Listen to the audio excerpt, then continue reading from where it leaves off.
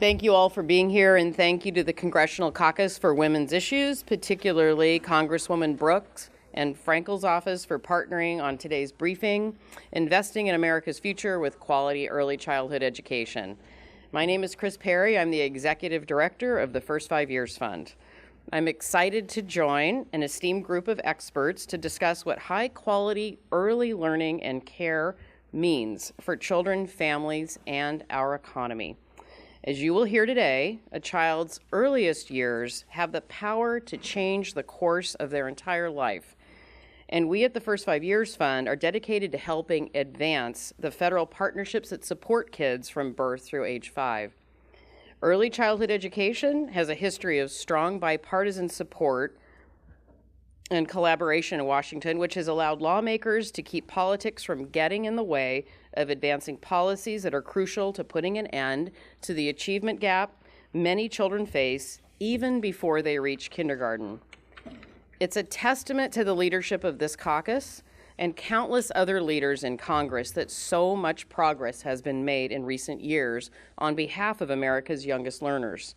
Republicans and Democrats alike know that real leadership means politics and partisanship must take a back seat when the education and care of our children are at stake. From providing increased funding for programs like Childcare and Head Start in last week's omnibus appropriations bill, to supporting innovative and evidence-based programs like the Maternal, Infant, and Early Childhood Home Visiting Program, or MICVI, Congress has demonstrated important commitment to pursuing bipartisan solutions that support women, children, and families. Decades of research and data tell us that the earliest years of a child's life are critical to her healthy development. In fact, early childhood education for low-income children is one of the best ways to promote upward mobility that pays off for individuals and society. Unfortunately, low-income children are the least likely to experience the benefits of quality early learning and care and have the potential to break the cycle of poverty. Those who do experience quality early childhood education are more likely to graduate from high school, earn higher wages, and are less likely to rely on public assistance services later in life. Childcare, daycare, preschool, whatever you want to call it, the benefits last a lifetime when the care and education is high quality. In fact, a range of quality programs and opportunities exist to address a range of needs. Parents coaching, home-based childcare programs, center-based childcare programs, state-funded pre-K, and so many others offer high-quality early education and development experiences that will provide the foundation for a lifetime of learning and success. And the truth is, an infant, toddler, or preschool child doesn't know whether they are benefiting from a federally funded program. But all children, particularly those from low-income families, deserve the opportunity to experience the critical elements of quality education and development that will allow them to hit the ground running when they reach kindergarten. And the vital programs you're going to hear about today help ensure more children have the opportunity. So let's hear a little bit more about the importance of early learning and care and the ways in which Congress can support the education of young children before they ever reach kindergarten. It's my pleasure to introduce each of our esteemed panelists today. First, I'd like to introduce Katie Hamm, the Vice President of Early Childhood Policy at the Center for American Progress. Katie previously worked at the United States Office of Management and Budget on federal child care and early education programs. Welcome, Katie. Next, we have Dr. Nathan Fox, a distinguished professor at the University of Maryland, who will share insight on his findings about children's social emotional development and cognitive response to early adversity. We're also joined by Dr. Eric Karolak, the CEO of Action for Children of Columbus, Ohio. Eric has been a tireless advocate for children throughout his career. Finally, Lieutenant General John D. Hopper Jr. is the Chief Executive Officer for the Air Force Aid Society. He is both retired from the United States Air Force and a proud member of Council for a Strong America's Mission Readiness effort. I look forward to hearing from all of you today. I want to thank all of the panelists and attendees today and let you know that obviously you're here, or we know that you're here, because you care deeply about this issue and the importance of supporting young children, especially those from low-income families. I really look forward to our discussion today and working together So now that we've done introductions, I'd like each of the panelists to tell you a little bit about their work. So let's start with you, Katie. Sure. Thank you so much for coming today. It's great to see such a full room to talk about early childhood, especially during recess, so we appreciate everyone coming. And thanks so much to the First 5 Years Fund for organizing this briefing today. It's really an important topic, and I'm honored to be here talking about it. So I'm going to give a very quick overview of 4 early childhood programs that are federally funded and exist today to help children from birth to 5 get ready for school and be successful in life. The first 2 are our biggest programs that many of you are probably familiar with. The Childcare and Development Block Grant, also known as CCDBG, is a federally funded program that provides childcare assistance to low-income families, and it's usually tied to the parents' work status or education status. So this is a program that's helping primarily low-income working families. But states have a lot of flexibility in how they choose how to implement the program. So the federal government sets some basic parameters around health and safety, around who's eligible, around the rate setting. But states really have a lot of latitude in terms of how they want to design their program. On the amount of assistance really varies, but it's about $5,000 on average if you look across the board. That's a really small number compared to what childcare costs in this country. The average cost of a childcare center for a year is about $10,000. So we're really funding just about half of the average cost of a center. And that number doesn't allow providers, for the most part, to make a living wage. So one of the issues is the financing really doesn't support providers making, a wage that allows them to feed their family and not live in poverty. States can also spend the money on quality improvement. It's about $1 billion a year that goes to quality improvements like professional development, helping providers move up in their quality rating system. States, again, have a lot of flexibility in how they want to use that quality money. Right now, the program serves about 1 in 6 eligible children. Overall, it's 1.4 million children, but that number is actually declining. Congress put some important health and safety measures in place in 2014 that were hugely important to make sure that children in federally subsidized childcare were safe. But there wasn't additional funding to help states implement that. So we're actually seeing a decline in the number of children reached. The total funding amount is $8.5 billion. That's state and federal. About 75% of the money is federal. So that federal piece is hugely important to states that are running childcare programs. The second program I'm going to talk about is Head Start. Head Start serves poor children who are living under the poverty line. That's about $25,000 for a family of 4. So these really are our neediest children. Programs also prioritize children who have other risk factors.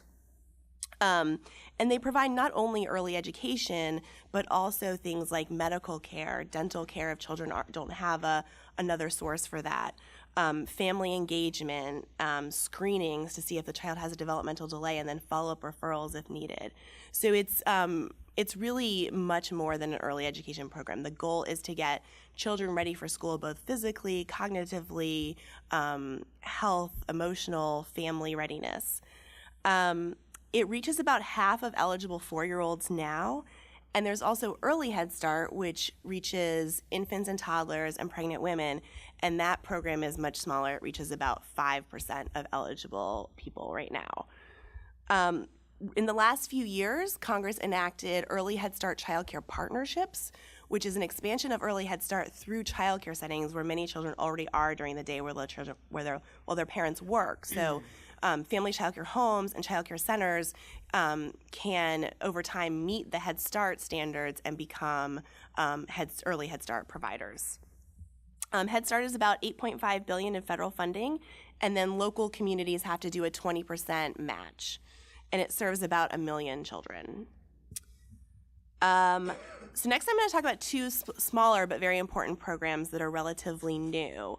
The Maternal, Infant, and Early Childhood Home Visiting Program, or MICV, which I know is probably the worst acronym ever, is an evidence-based home visiting program that started in 2010. I think of all the programs that we talk about that serve families, this probably has the biggest evidence base in that there are 17 models that the Department of Health and Human Services has reviewed and found research that shows a link between being part of that program and outcomes that in either the mom or the child. So states can kind of choose which model meets the needs of their population, and the models are very different. They all involve a social worker, a parent educator, or a nurse visiting the parent in their home when the child is very young. But there's Parents as Teachers, for example, that focuses on young children and engaging parents as their child's first educator. There's Nurse-Family Partnership, which actually starts prenatally. So there are a varied number of programs. And they all happen at the parent's request. So the parent decides, I could use some help, and I would really like somebody to help me think about what my child needs and how I can improve parenting and how I can meet my child's developmental needs. It's a huge social support for parents. Many of them are single young parents. Many of them are first-time parents. And so having that person that they can ask questions of who's really in their corner is hugely important. The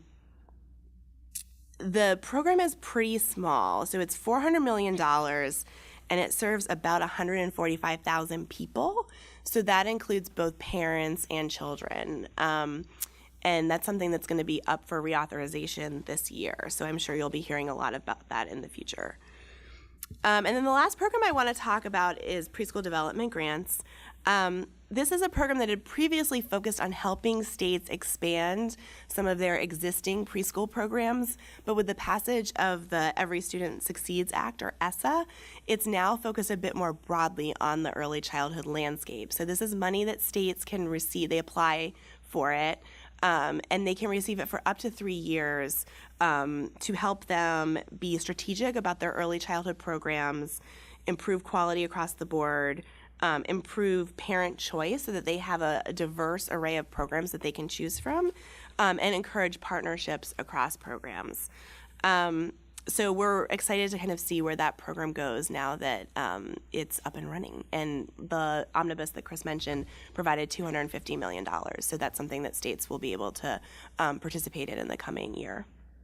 And I think I'll leave it at that. It's a lot of information. So looking forward to talking more in the Q&A. Great. Thanks, Katie. Dr. Fox. Thank you. So first, thanks to the First 5 Years Fund and Chris Perry for inviting me. And like Katie, thanks to all of you for being here, particularly during recess. Recess was always my favorite time, so I'm glad that you're here. I'm a neuroscientist and developmental psychologist, which means that I study the way the brain develops in infants and young children.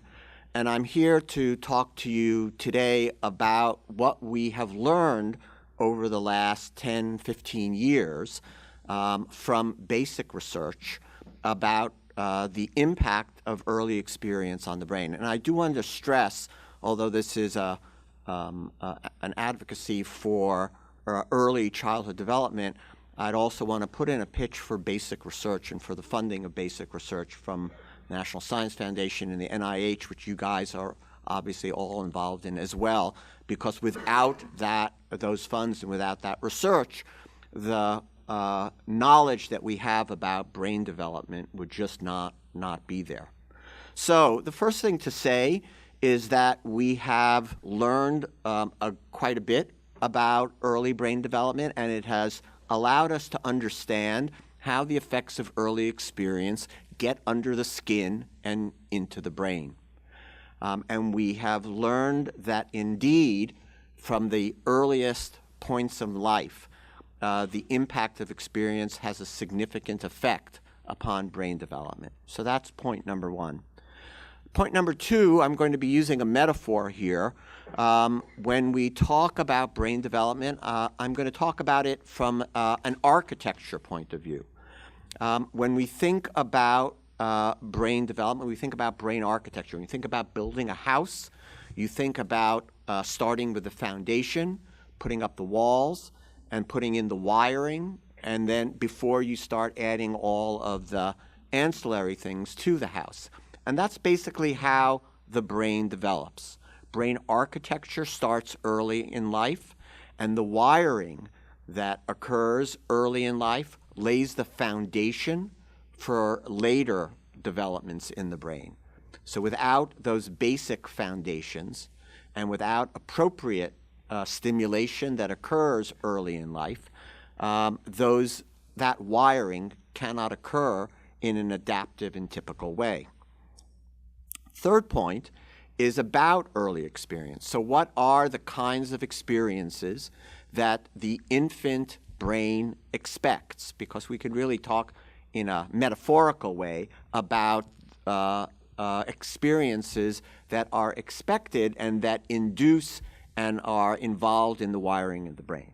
So for another metaphor that we use, we talk about serve and return.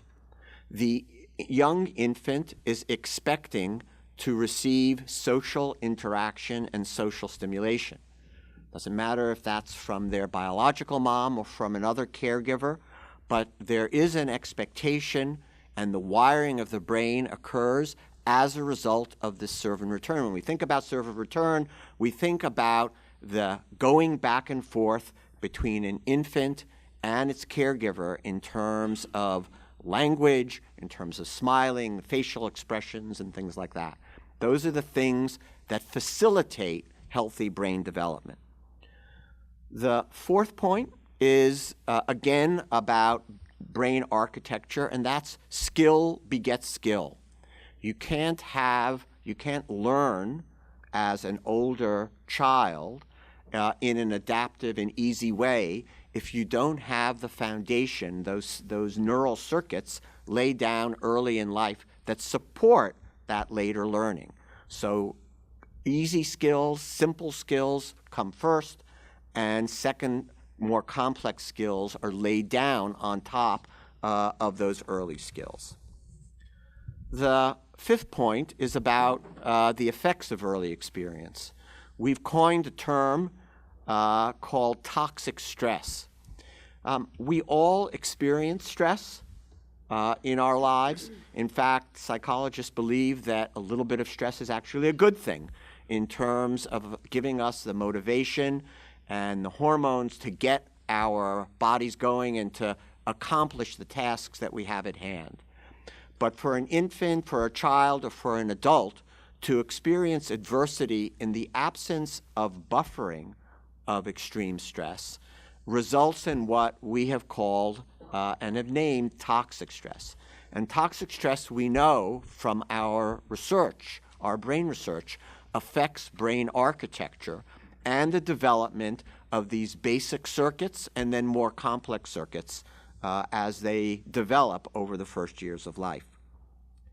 The sixth point that I want to make is that adversity can occur any time in life, but the young brain, which is highly plastic, that is most receptive to experience and most receptive to change, is also most affected by adversity. And so it's often been thought that infants and very young children don't experience early adversity, but our research on brain development now tells us that indeed they do, and that it leaves a mark in terms of the developing brain.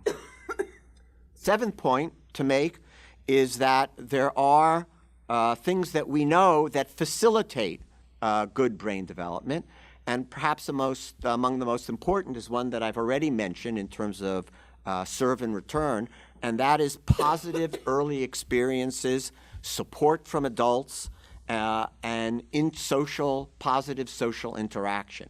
All of those facilitate healthy brain development. And finally, just 2 points about intervention. The first is that what we know now from the brain research is that intervention has to occur as early as possible. Indeed, it is important in terms of healthy brain development that health and nutrition of the pregnant mother be taken into account. and that we be concerned about that early prenatal environment in terms of health and nutrition. But in terms of intervention for the infant and young child, those interventions that facilitate, serve and return, that facilitate positive social interaction and early experiences are most important. So with those points, I'll leave it at that. Thank you, Dr. Fox. All right, next, Dr. Eric Karolak. Well, a little public speaking apparently is the right amount of stress to get my endorphins and hormones going. Thank you, Chris, for the invitation, and thank you to the Congressional Caucus for Women's Issues. It's really important to keep our eyes on our youngest citizens. For all the scientific reasons you just heard, as they go, so goes the nation, really. So it's very important that we're having this time together to talk about early childhood. One thing I'd like to impress upon all of us is that there are roughly 2,000 days between birth and school entry. And every moment of every one of those days offers an opportunity for learning, growth, and development for every child in the nation. And the question really is, what are we collectively able to do to support all children, all of their parents, but especially those that have the greatest need and thus the greatest opportunity for making a difference if we invest in them? What are we doing to support their healthy growth and development through every one of those 2,000 days? In Columbus, it's a dire situation in some respects and a fabulous one in others. A dire one because about a third of our children arrive at Columbus City schools unprepared to learn. They haven't had the right interventions, the right opportunities in those 2,000 days. But also there are some really terrific opportunities occurring in the community, collaborations and partnerships. We should begin by asking, where are the children? Because if you know where they are and the opportunities they have before them in their specific neighborhoods, we were just talking about one of them a moment ago, you can understand what some of the options are. We know nationally, and this is roughly true in the state of Ohio as well, about 2/3 of children under the age of 6 are in some form of out-of-home care every week, and on average for about 36 hours a week. So many children are outside of the home being cared for. Some of them, at age 4, are in public preschool programs. Typically, those are free. And often in many states, they are not necessarily solely a state matter. The local community that the school system is in provides some support for that as well. In Ohio, that's about 16,000 children in certain districts, and again with some additional support from their localities, their districts. Some of the children are in Head Start. Katie told you a little bit about that program. In Ohio, that's about 39,000 children. And in Columbus, we have several Head Start grants that collectively enroll about a little over 3,000 children. Most, though, are in childcare programs. Childcare is everywhere a private market-based activity, so subsidies are really important to be able to help the most at-risk children access those opportunities. And Katie mentioned something about the average cost. We're a tick higher than that in Ohio, but like many other states, the average cost of care for an infant in Ohio is greater than the average cost of tuition at our flagship state university. And the care that children receive in childcare comes in a variety of settings. Some of it is in childcare centers. Those can be for-profit or not-for-profit. Some are in family childcare homes.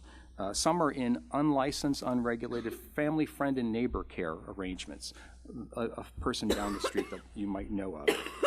Those programs have a variety because they meet parents where they are. They meet parents' needs for both a work support, as so many parents are working and need to know their child is in a safe and stimulating environment while they're at work.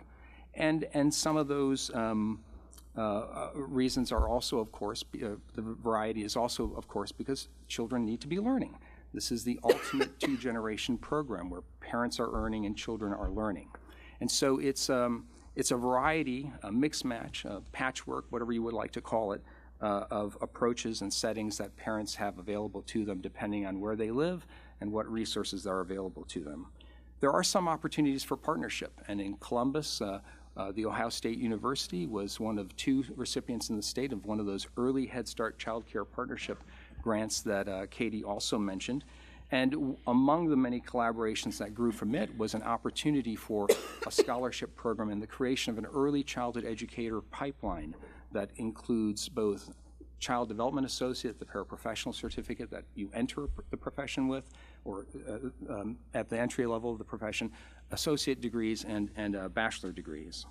So I would, in trying to wrap up, simply say I should begin by really saying thank you for this federal investment, because not only has it allowed tens of thousands of children in our community to be able to access early learning opportunities, but it's also, especially through this Childcare and Development Block Grant, been able to fund basic licensing, health and safety measures and supports, increased quality through the state quality rating system that Katie also referenced, and free professional development in expressions like the CDA that I mentioned. It really is critical infrastructure for our nation to have early learning opportunities and childcare opportunities available to parents, especially those least likely to be able to afford them themselves. And for us to miss on that, as we do with so many, 1 out of 6 children eligible for childcare, 1 out of 2 children in Head Start, as you heard, is really missing something in terms of our future potential. So I'm very glad to be part of the panel and that we are focused on this critical issue, and hope we see more like we did in the just recent budget bill, where Congress anteed up in a nice way for both of two of these programs. 3, sorry. Agree with all of that and echo your thanks, Dr. Karolak. And finally, Lieutenant General John Hopper. Thank you very much. Special thank you to the Bipartisan Congressional Caucus for Women's Issues and the First 5 Years Fund for inviting me here today. You're probably wondering where a cranky old general fits into most of this. Dr. Karolak actually stole my best line on the mild stress that Dr. Fox provided us all. Dr. Karolak and I share a Columbus, Ohio connection as well. I graduated from high school in Columbus, but I only spent 1 year there, that senior year in high school. And obviously, I left a lasting impression because I never got an invitation. Oops. There we go. Sorry. I never got an invitation to the 50-year reunion, so that is disappointing, to say the least. From my perspective, I think how we prepare our youngest kids to learn and succeed is very important, and from the mission readiness perspective, has a profound impact on our military readiness. Here is perhaps one of our biggest takeaways. We think it's an alarming fact that an estimated 71% of Americans between the ages of 17 and 24 cannot qualify for military service today. People are shocked, usually shocked when they hear this, and frankly they should be. It means that the vast majority of our young people are losing out on an opportunity to serve America, whether you choose to do so in the military or in some other way. It also means that our nation could be in jeopardy when it comes to military readiness. Now, we tend to think sometimes about our military today in terms of fast jets, which are particularly appealing to me, powerful ships, smart weapons, wonderful tanks. But in fact, for years, for decades, the most powerful tool for our armed forces is still our people, our women and our men in uniform.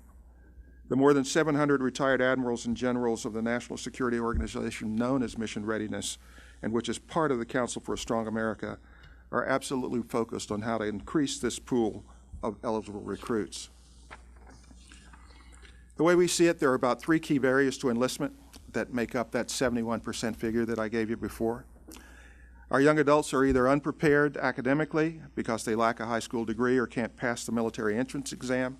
They're too overweight to handle the physical tasks associated with military service, or they have a criminal record. Numerous research studies show that the early years of life have a significant impact on educational attainment, behaviors, and health. This helps to explain why high-quality early interventions can help vulnerable children succeed in school, stay on the right side of the law, and achieve a healthy weight in the long term. These outcomes open the doors for many career paths, including military service. These programs also make some fiscal sense. A well-respected independent cost-benefit analysis of nearly 20 different studies found that high-quality early education programs return, on average, more than $29,000 to society for every child that's served. These savings mainly result from a reduction in crime, special education, and grade retention, as well as increased earnings. Another cost-benefit analysis found that high-quality home visiting saves $5,000 to $6,000 over the lifetime of each child. Cost savings come from a combination of outcomes, including reduced emergency room visits, healthier birth weights, reduced rates of prosecution and criminal conviction, and reduced reliance on welfare sorts of programs. We need public investment, and someone mentioned I think everyone is gratified by the current budget numbers as they stand right now. But we need public investments from state and federal sources to help families have access to high-quality early childhood education programs. States have been making some progress, but frankly, they can't do it on their own because this is a national security issue. And funding for programs like Maternal, Infant, Early Childhood Home Visiting Program, Head Start, CCDBG, and Preschool Development Grants needs to be a federal priority. No matter how much we spend to build our military and procure the latest and greatest technology, we'll never be a secure nation if we don't have a qualified and skilled force of men and women to fill the ranks of the armed forces. Investing in education for our youngest children is the foundation of our future national security. Thank you. Thank you. Thank you all. The high-level introductions that each of the panelists just offered set the stage for some more detailed questions that I'll moderate, and then we'll turn that over to you and ask you to elaborate on any interest you have. But I think what was just covered here is the full gamut of how the brain develops in utero and through the first 5 years of life, almost entirely through interaction and attachment. The federal, state, and local policies that are in place to encourage or assist in those relationships occurring. They don't always have to be with parents. They can be with other caregivers. The point being, when adults interact with young people, they're actually helping their brains grow. They're cementing the wiring, and they're allowing them to become more analytical, more productive role models themselves, as so many of our panelists are. So with that big high-level overview, Katie, I'm going to come back to you and ask you to tell us a little bit about why it is that we have to have so many federal programs or early childhood programs to achieve our desired goal of a larger investment in young children overall. Sure. Yeah, and I think there's a bit of a misnomer out there that we have all of these early childhood programs. We really just have a couple that are providing real dollars to help families access programs, and it's not enough. I said earlier, it's 1 in 6 eligible children are in childcare, about 1 in 2 for Head Start preschool, and about 5% of infants and toddlers. So we're really only reaching a small portion of children. And then the other point I would make is that we don't just provide Social Security to our elderly people and say, well, we've served the elderly, we have Social Security. People and families are multidimensional, and they have different needs, both across the birth to 5 age spectrum and just based on the family's situation. So, most of our families now use childcare. Most children are growing up in families where all available parents are in the workforce, as Eric said earlier. So, parents are children are in childcare for most of this birth to 5 period. So investing in that space and making sure those programs are the highest quality possible, that workers are getting a fair wage, and that families aren't taking home just a small percentage of their paycheck because they're paying for childcare is a hugely important task. And it's not just an issue for low-income families, it's an issue for middle-class families. But you also have families with very specific needs who are served by programs like Head Start, where they need more than an early education program. They also need the medical and dental and mental health and family engagement pieces. And you have home visiting, which is more of a parenting program to help those parents that need a little bit more support when they're raising very young children. So what these programs have in common is that they're serving children birth to 5, but they meet a lot of different needs of the child at different ages and of different families. Right. The reauthorization of MIC-V, that's looming in September, and then looking back at what was accomplished with ESSA, as well as the 2014 changes to CCDBG, those Those are all signs of great progress and momentum, and frankly, a higher and higher level of engagement on this issue and more of an understanding of what Dr. Fox is talking about that critical developmental window. Given that there aren't as many children being served as we would all like, and there are this many programs, you really believe that they're serving different needs, and that what we should be doing is trying to elevate the levels of each one because they're addressing how diverse and complex families are. Yeah, absolutely. And the funding levels are, well, they have been growing. They are unfortunately not allowing the programs to meet the need. Right. Dr. Fox, is there evidence that adversity in infancy and early childhood leave a lasting mark on brain development? Right. So in order to answer that question, I have to just lay out two principles of brain development. The first is that neuroscientists used to think that the brain, all the different parts of the brain developed at the same time. What we now know is that that's not the case, that there are parts of the brain that develop early and other parts of the brain that develop later in childhood, and some, in fact, that continue to develop through adolescence. What that means is that the brain is plastic. There's plasticity. That plasticity is a result of molecular and biochemical changes that occur as a result of exposure to experience. But some parts of the brain are less plastic than others and are set early. So, for example, vision is a part of the brain. It's in the particular area of the brain called the occipital cortex. And our vision, our ability to see distances and things close, that develops very early in life. And it's set very early in life. But learning, complex problem solving develops later. And so the prefrontal cortex, that area in the front of your brain, that's more plastic. Now, the second principle to know about is sensitive periods, and that is that there are certain points in time when the brain is more receptive to experience than others. So, for example, the part of the brain for vision is the sensitive period is very early in life. The part of the brain for problem solving, the sensitive period is later in life. All this means is that if an infant or young child is exposed to adversity early in life, then those parts of the brain that are more plastic, those parts of the brain that have a broader sensitive period are going to be affected more than those parts of the brain that are set early. So being exposed to adversity early in life is not going to affect vision. It's not going to affect your hearing necessarily, but it will affect your problem solving because those areas are more plastic and they leave a mark. That adversity leaves a mark very early in life because of that broad sensitive period. Fascinating and worrisome at the same time. Dr. Karolak, you mentioned different types of early learning programs and providers. Does the diversity in delivery of early learning services represent a challenge or an opportunity or both? I'm going to choose C, both.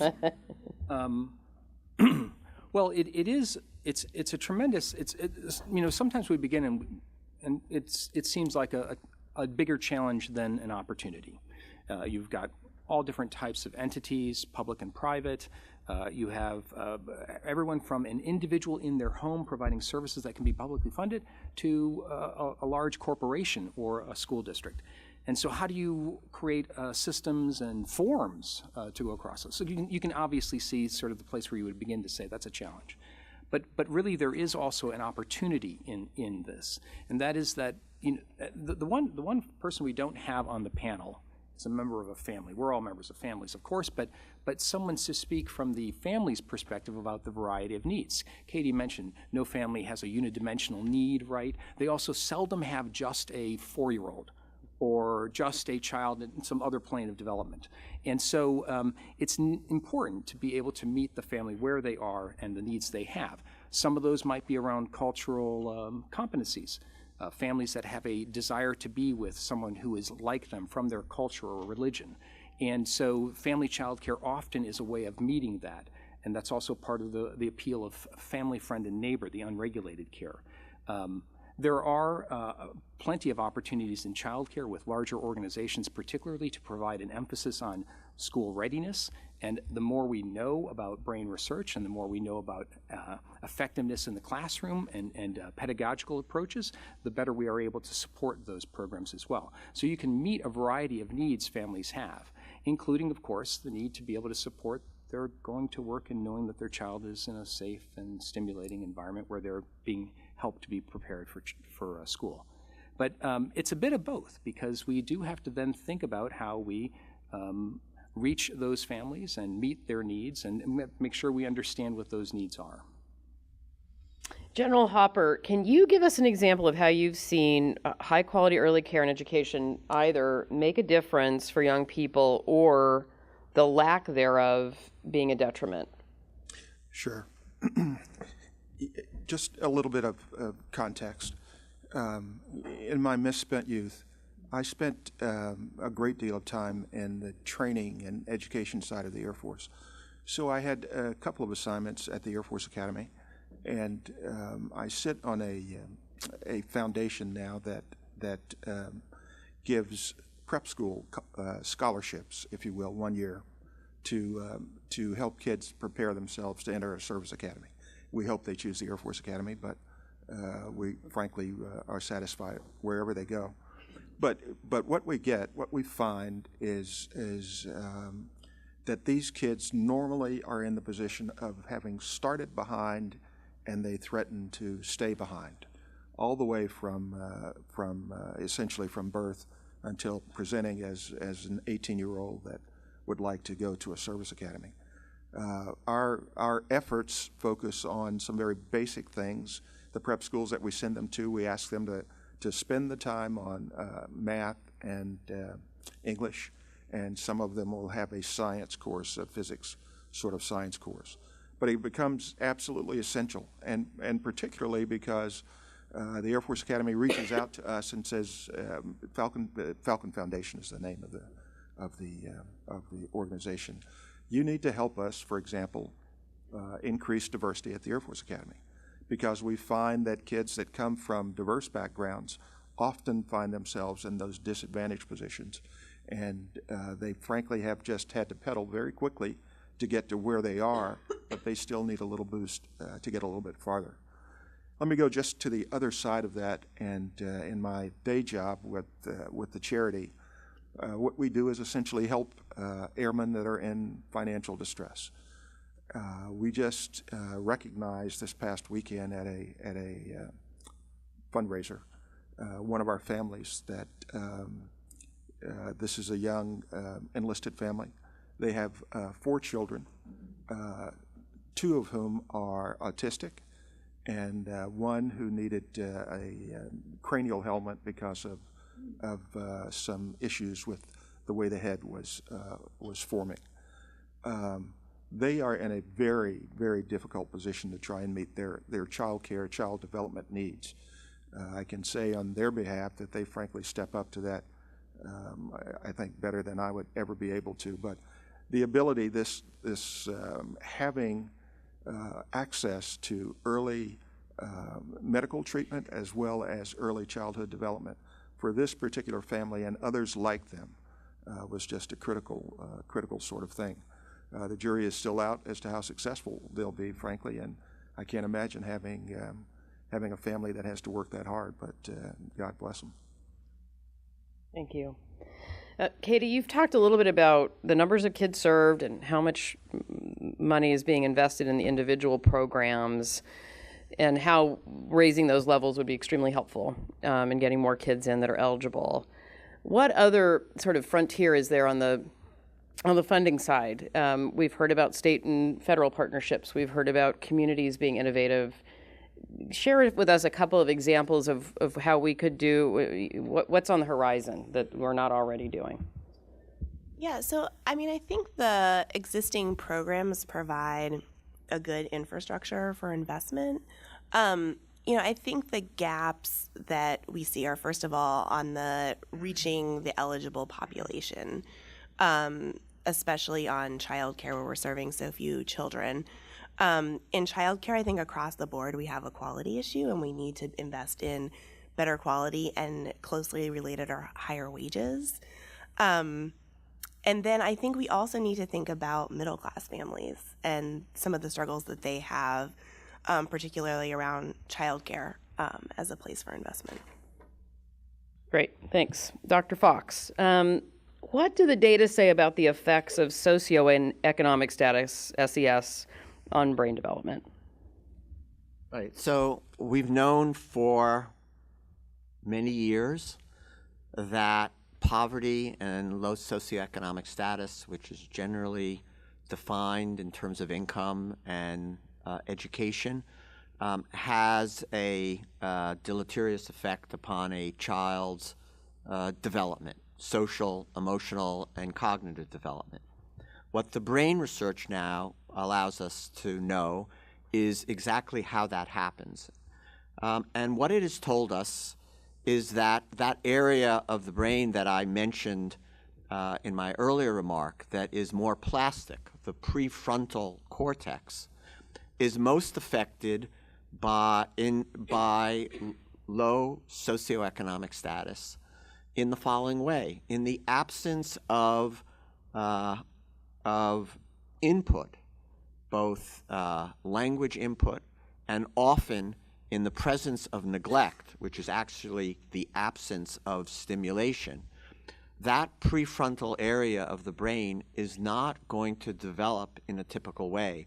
And the wiring that has to occur between that area of the brain and other areas of the brain is not going to occur in a typical and an adaptive way.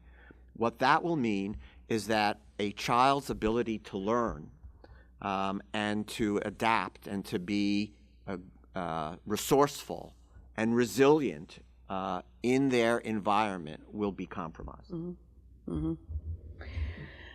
Dr. Karolak, you mentioned the Early Head Start Childcare Partnerships Project at Ohio State. What do you think makes the partnership work so well, so that as a newer program at the federal level, folks here understand the inroads we're making with that effort?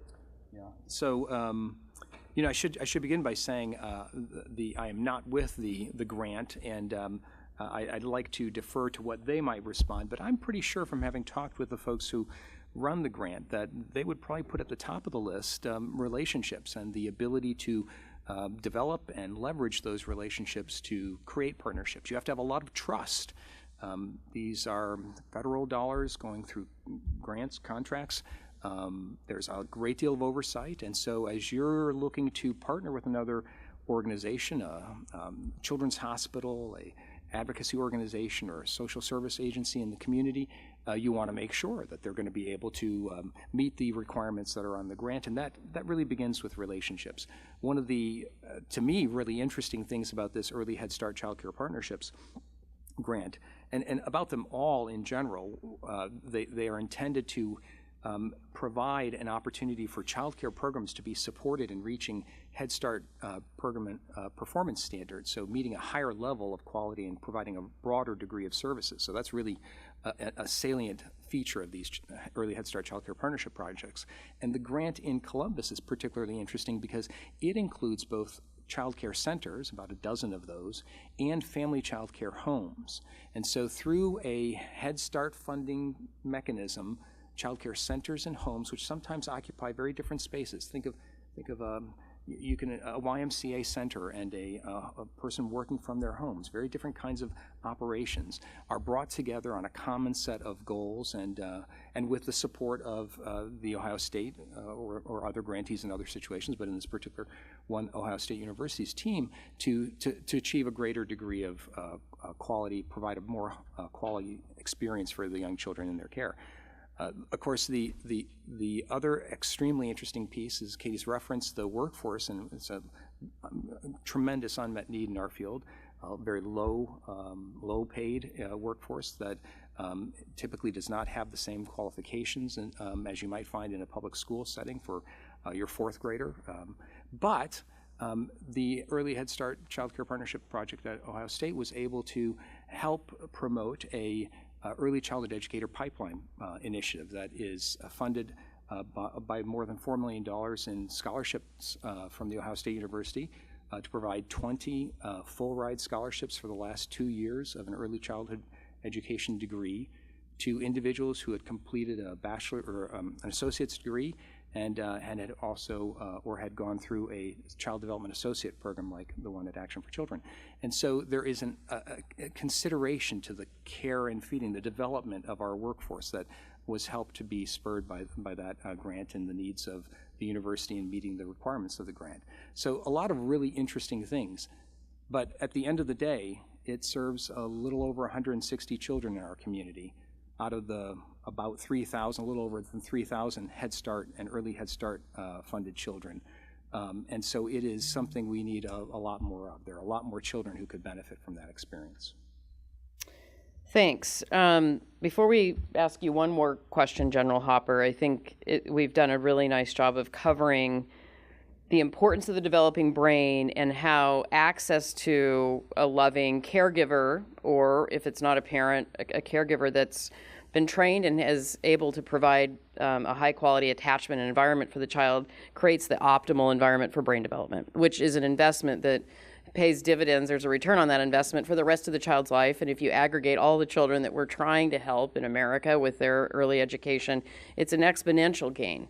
The part of this that Dr. Karolak flagged briefly was the important role parents play. Mission Readiness has been clearly advocating for parent coaching and support through its work. And the General has been observing some of the impact of that work over the last few years. Can you tell us a little bit about how supporting parents has really helped to ensure that their children show up to kindergarten ready? Sure, absolutely. And it's a challenge, an ongoing challenge, supporting parents for those that live within the community and realize that times have changed. So from the perspective of military families, more of them are located within your communities now than isolated on a base sort of experience. So the military looks to provide the sort of time, support so that parents can devote time to their children. I know of no military base at this particular point in time that has enough child care available to them. Every place is just like all of your communities. You have to sign up. You have to sign up early to get access. And then you may be stressed if both parents are in the military to have one or the other be sent overseas at a particular point in time. All of that becomes critically important. In addition to that, families oftentimes are forced to make some very tough choices in order to create the best parenting environment. You know the stresses for the military, but for all of us, for example, if you can't live where the best services are, then that's a stressor. You either take on more debt or you exist with what you have available. Our parenting efforts are rewarded by any number of programs, some more successful than others. And the result is that I think you will see that children make some startling choices based upon the influence of that early parenting and the stressors that they're under and the decisions that the parents make. I'm always startled by how many children of military parents actually decide to do something else, which frankly is okay by us. What we would stress on the readiness side is the fact that serving America does not only occur when you're wearing a uniform from day to day. Building a foundation that allows you to serve America is the thing that concerns us most. And we think that strong parenting is certainly a part of that. Thank you. Thank you all. We have a little bit of time to take questions from you. If you would like to ask any one of our panelists an additional question, please do so.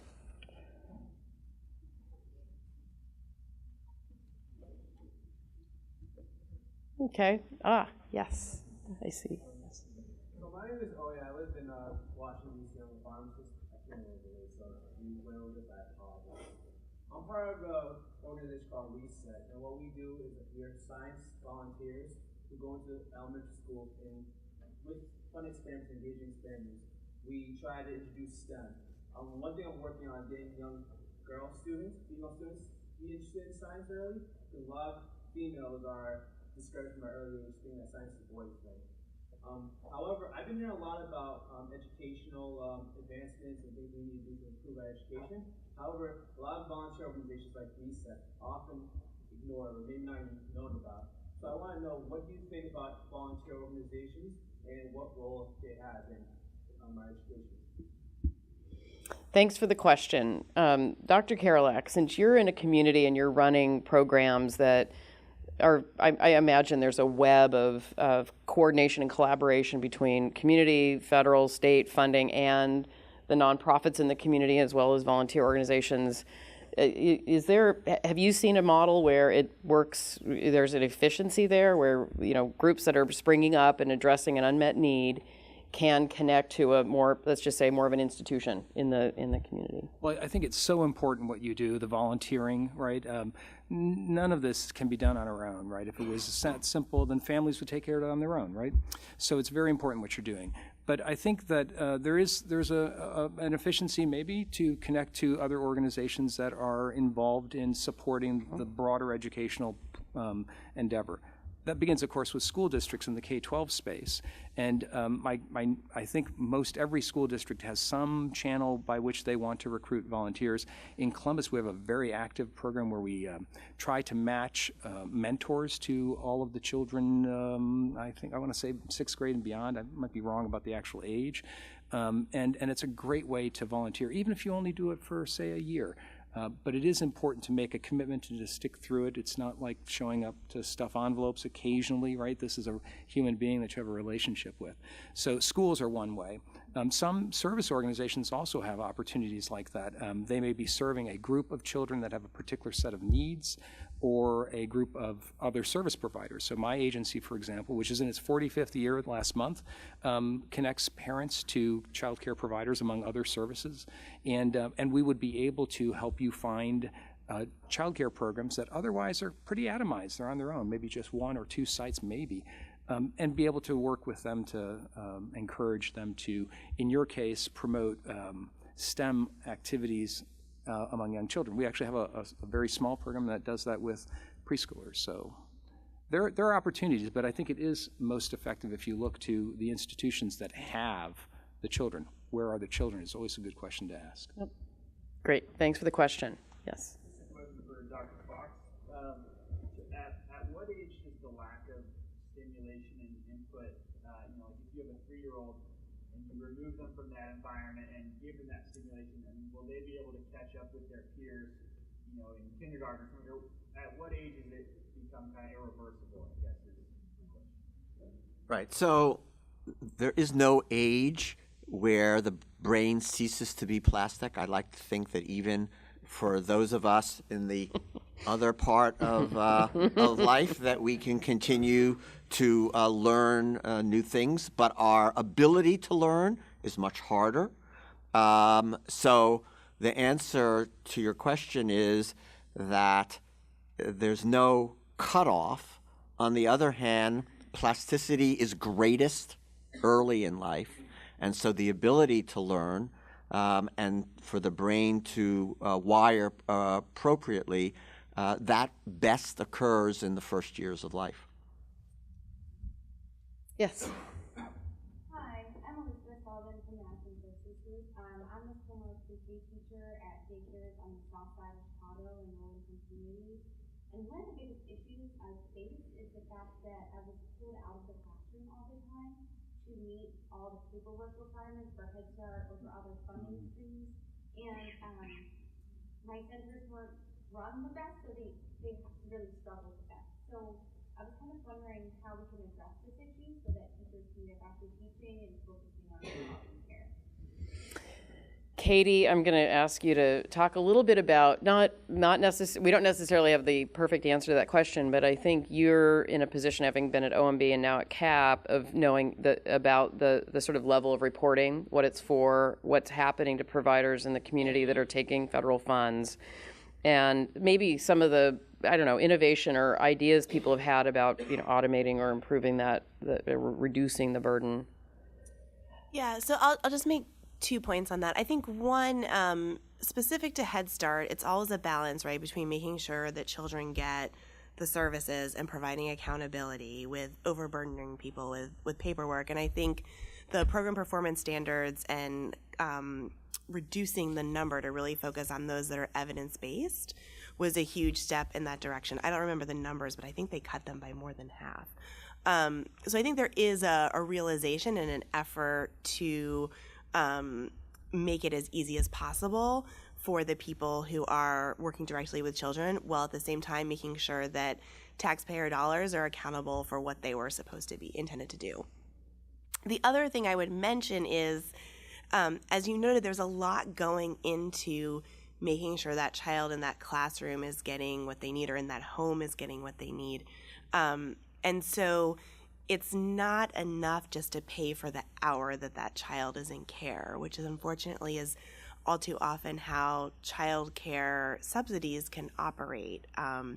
Hopefully that's changing with some of the new requirements of the 2014 law, but you need an educational director. You need an executive director. That role in the center is really important, and I'm on the board of a local childcare, and so I'm learning that in real time. But that's a lot of the Child Care and Development Block Grant is helping to support some of that infrastructure, but it's really not enough. We need to invest in child care programs in a more robust way, whether that's a home or a center, so that they can, hire someone to do that type of work and make sure the program is really well run and well managed. When people are only getting paid when the child's there, or the child loses a subsidy after 3 months, or they can't necessarily invest in that infrastructure to make sure the program's well run. Right. And programs are evaluated, the quality that we've all talked about being really important. I think this is one of those areas where First 5 Years Fund, and I know a number of other groups in Washington, would love to see lots of innovation and creativity around how to assist teachers so they're in the classroom the maximum number of hours per day focused on the child versus the administrative side of the job. There's no stopping that entirely, but I think what we would love to do is see the shift over time. I think it's a great point you're making, that all of this effort, we still have to remember what it's like to be in the classroom and what the challenges are. We might have time for one more question. Yes. Very good presentation. Thank you very much. And I noticed one thing, having worked in schools that appears to be lacking here, and that's school lunches, school breakfasts, nutrition, white bread, processed foods that are going to the farm bill. Where does that nutrition fit within this scheme? Yeah, Katie. I can start, and then I don't want to put Eric on the spot, but I would love to hear his perspective. So in childcare, some providers are eligible for the Child and Adult Care Food Program, which subsidizes the cost of providing food. And there are USDA regulations around what that food looks like to try to put some parameters around healthy food. I think it's an important program in combination with things like WIC to make sure that children are getting the food that they need. But I think it's an important point as to why Head Start, for example, is so important, in that children are usually getting 2 meals and a snack in Head Start. All Head Start programs participate in the Child and Adult Care Food Program. But it's early childhood is so intersectional. If we squeeze school lunch or we squeeze WIC or other programs, then child care providers at the end of the day have to feed children.